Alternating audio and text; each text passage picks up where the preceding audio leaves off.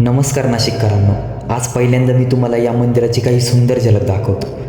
हे खास दृश्य आधी शांतपणे बघा आणि मग पुढे आपण या ठिकाणची संपूर्ण माहिती जाणून घेऊ। हे मंदिर नेमकं कशासाठी प्रसिद्ध आहे, इथलं वैशिष्ट्य काय आहे आणि इतके लोक दूरदूरून इथे का येतात हे सगळं पुढे सांगतो।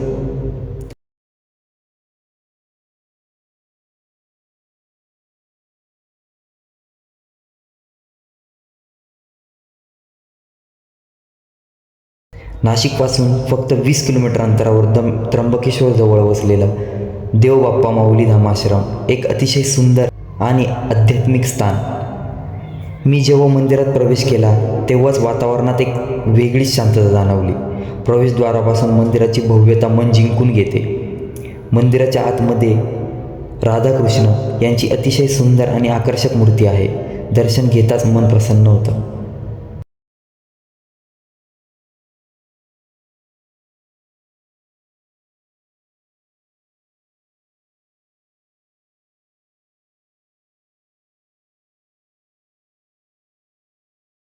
मंदिराच्या आत पुढे गेल्यावर तुम्हाला संत ज्ञानेश्वर माऊलींची भव्य मूर्ती पाहायला मिळते।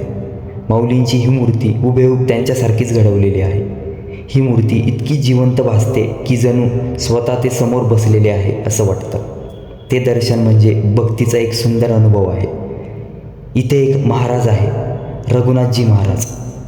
ते लोकांच्या आजारांबद्दल मार्गदर्शन करतात आणि आयुर्वेदिक उपाय सांगतात। लोकांच्या श्रद्धेनुसार ते समोरच्या व्यक्तीची स्थिती फोटो किंवा कपड्यांवरूनही ओळखतात।